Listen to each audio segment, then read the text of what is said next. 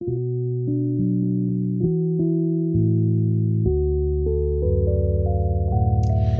and welcome to the Crimson Stitchery, a video channel about making all things beautiful and useful. My name is Anushka and you can find relevant links for things that I mention in this video in the down bar here below on YouTube.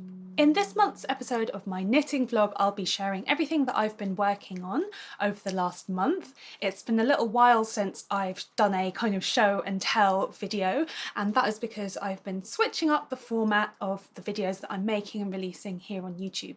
And that's something that I'll be chatting about a bit more towards the end of this episode.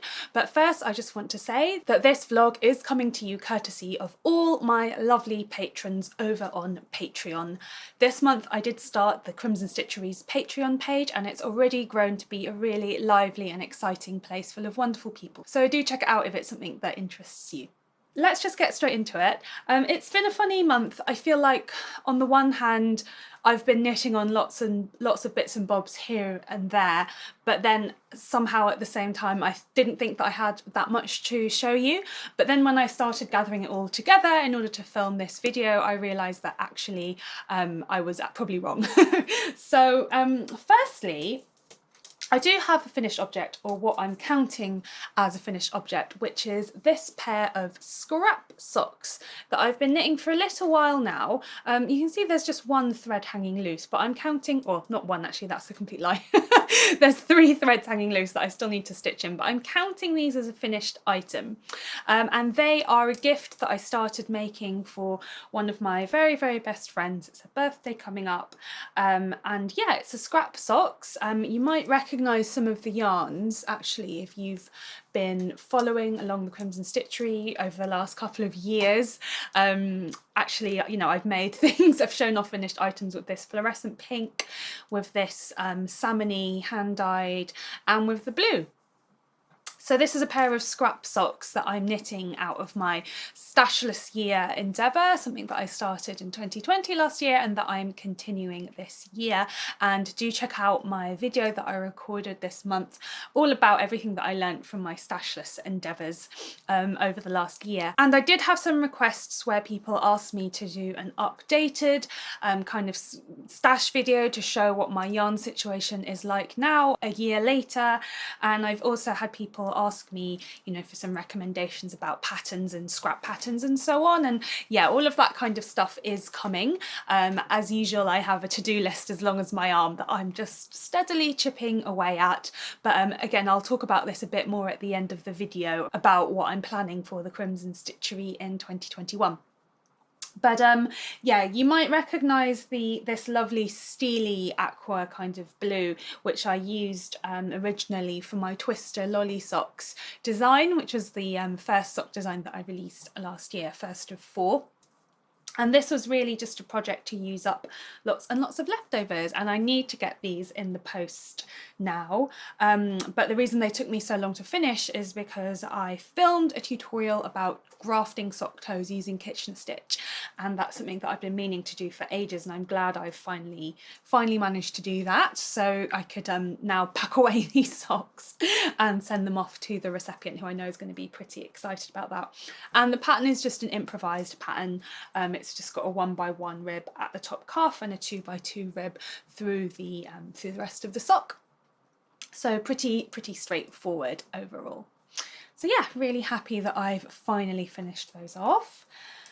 Then I have a finished item here, which is a hat that I'm not holding up to the camera because it is my newest design. And I just have a little bit more work to do on that for the pattern to be ready, and I need to do the photo shoot. And I was planning on doing that today. However, sadly we woke up to snow this morning that very quickly turned into just freezing cold sleet. So yeah, I wasn't able to do any photography for that. But hopefully we'll have a dry moment at some point in the next week and I can wrap up the designing. So yeah, this is my finished object here that I'm pretty happy about. It's pretty lovely. So yeah, I'm really excited to share that with you guys. Then another Stashless project is this very straightforward little rectangle. It's simply a crochet flannel. There's a little hanging loop on the end there. Hopefully you can see that. And it's literally just a crochet rectangle. As part of my stashless endeavours in 2020, I had a bunch of cotton yarns that I just wasn't sure what to do with. They were mostly left over from baby blankets, things like that, baby items, because cotton's quite a good fibre to choose for babies because it's very, very absorbent, and anyone that knows babies will know that babies produce a lot of liquids, so it's quite good to have something that can soak that up as well as be cooling so that they don't overheat and so on. And yeah, I had lots of random cotton scraps and I thought I really must do something with that. So I've got flannel here.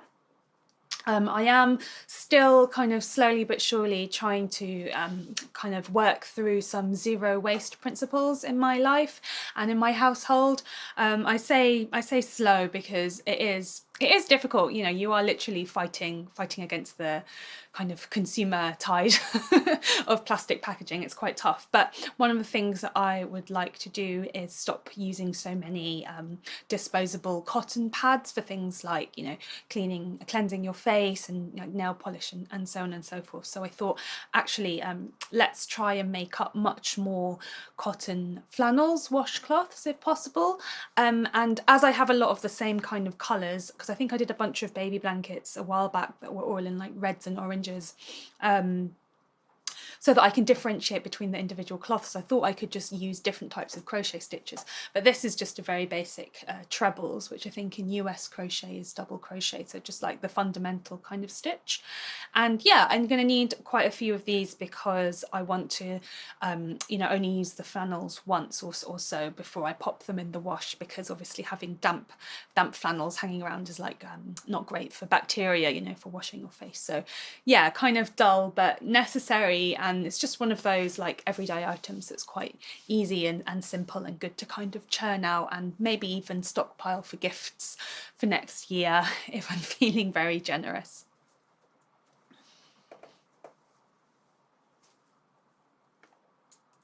Then we've got in my knitting basket some more design projects. Again, I'm not going to hold it up to the camera because I don't want to spoil the surprise. I don't want to reveal too much about my upcoming designs until I know that they're really ready. I think that was a bit of a learning curve for me, sort of trying to learn how to balance, you know, what I'm able to show and what I'm not, so that I can also have the creative freedom to experiment off camera, if you like.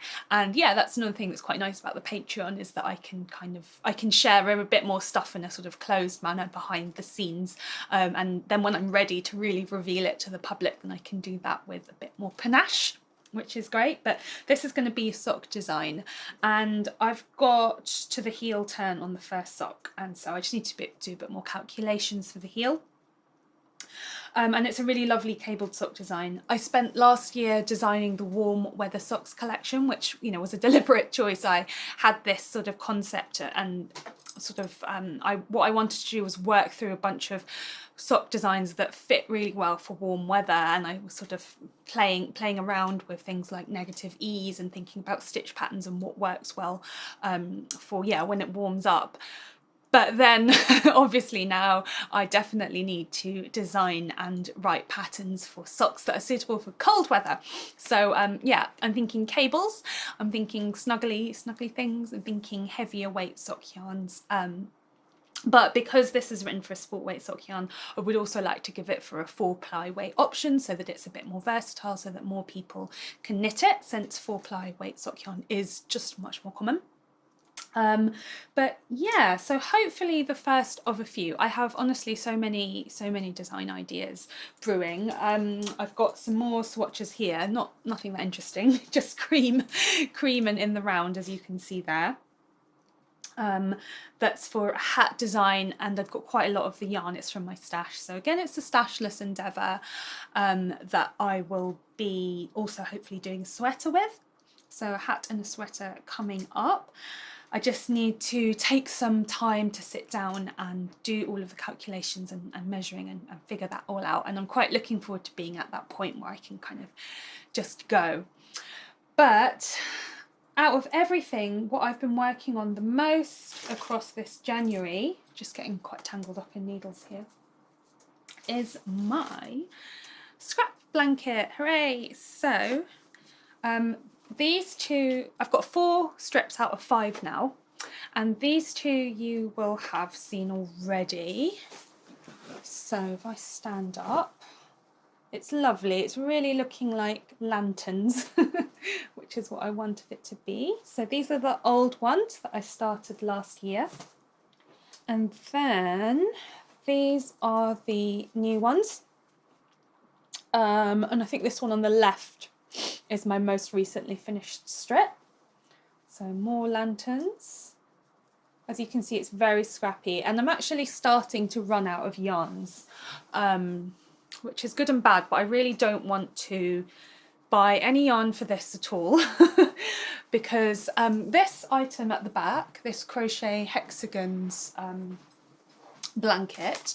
By the way, if you're interested and if you're new to the channel, I did record a podcast episode where I shared all the information about all of my sofa decorations, my cushions and my blanket as a tour, so do check that out if you're more interested in that. But this Hexagons blanket was not a scrap project. I just bought all of the yarn for that. And I actually made it many years ago. I started it when I was when I actually went on a UK tour when I was working backstage in a past life, because these little hexagons were really good to do, you know, when you were on the fly, and because I was on tour, I was like buying balls of yarn in every city that I was in a different city every week for a year. It was exhausting. But this was not a scrap project, the hexagons. And if I calculate the cost of that blanket, it was probably quite high, to be honest with you. So I don't want to have to buy any yarn for this one. And yeah, I'm getting to the point where I'm mixing in, you know, in the pink I've got grey, in the green section I've got yellow, and it is definitely coming together really nicely. So I really like that. But oh yeah, I was going to show you the bag. So I started off with 3 bags full, and I've gone down to, you know, this bag here is not full and this bag here is just over half full. So I'm quite confident that overall, like, the volume of the yarn is probably going to have gone from 3 bags full of scrap yarns to 1 bag full of scrap yarn overall, and just have reduced it quite a lot in that sense. So yeah, it's really, really nice to work on. It's a courthouse steps style log cabin block.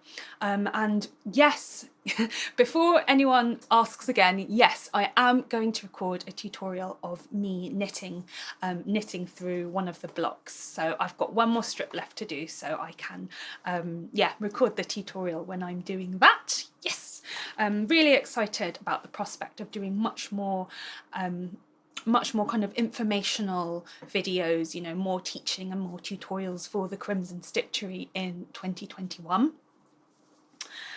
And what else to say, really? I've had quite a busy month. I'm not quite sure how we're at the end of January already, but I know because I'm getting older, this is just something that one says. But really, I've felt very busy lately, and there's been a lot of screen time, and I've been quite tired.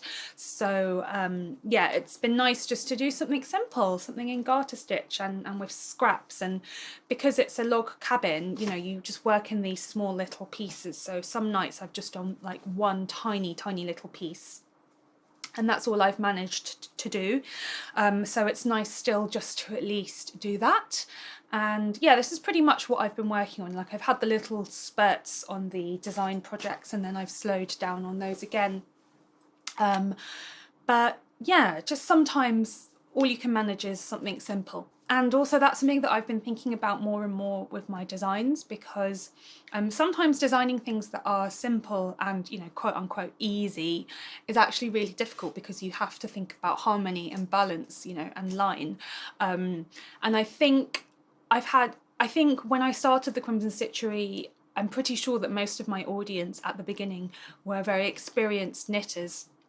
And actually, as I've grown, I've been really thrilled to communicate much more with people who are beginning, and also beginners and improvers. And that's really kind of how I see myself, you know, how I see the Crimson Stitchery fitting in the sort of sphere, the sphere of knitting online, because I'm really all about empowering you to upskill yourself. And as part of that, I'd really like to create many more resources. I think when I started the Crimson Stitchery, you know, I was trying to encourage people to like do their research and, you know, look out resources and lessons and tutorials and stuff for themselves. But actually now I think it would be really nice to be able to provide them too as part of the package, if you will. So yeah, that's that. Gonna do a tutorial for this, and that's everything that's in my knitting basket. So we'll move towards a conversational threads section just towards the end. And I'd like to highlight beautiful, beautiful Amaryllis, which for the first time ever, all 4 of them are flowering at the same time, because in the past it's been a bit like a relay race, but this year it's really, really looking gorgeous. So I'll just spin her around, and if you just notice there's a second bud that's come up. So I think I was just really lucky with this bulb. I didn't know it was going to have 2 flower spikes. So that's Amaryllis. Just towards the end here, I want to talk a bit more about what I'm planning of doing with the YouTube channel, and also chat a bit more about the Patreon briefly. I really enjoyed doing Vlogmas for the Crimson Stitchery this year. I released a lot of videos, mostly on weekdays during December. And I kind of experimented a bit with the format there. I had some tutorials, I had some vlogs where I just kind of chatted to the camera. I didn't go out and about very much for obvious reasons. And yeah, that was quite good. And I think with everything that I'm hoping to do with sort of recording more tutorials and creating more sort of educational content to do with knitting and the fibre arts, I've decided overall to kind of split up this, what used to be the podcast format, where I had 3 sections minimum. I had, you know, what was in my knitting basket. I had mending stories when I talked about what I was mending. Often I had Larder Life, where I talked about stuff going on in my home, kitchen and garden. Had a sewing section, as well as conversational threads at the end. So I'm planning on splitting that up, and I've created playlists for this. So I have my knitting podcast playlist, and I also have one called Conversational Threads, which is a separate playlist of all the talking points. And, you know, links to this will be available in the description box for this video, but also I have a tab on my YouTube. You know, you can click on the tab and you can see the playlists, and all videos that I upload I add to at least one playlist, if not more than one, so they're kind of themed and grouped in that sense. So hopefully that will make it a bit easier for you guys to be able to find content. So in terms of the vlog, in terms of the show and tell, which I know that you guys really, really enjoy, I'm planning on doing that at the end of every month. So instead of doing a fortnightly longer episode where I go through so many sections, you know, I'll just be releasing, you know, slightly shorter videos a bit more regularly, and just keeping the show and tell stuff to one episode at the end of the month. And overall, I'm planning on making my episodes shorter, between 20 and 30 minutes, as opposed to sort of 40 to 50 minutes. And that's working really well for me, because it's just making the workload so much more manageable. And if you're enjoying the Crimson Stitchery and you'd like a little bit more of that, you are so welcome to join us over on Patreon.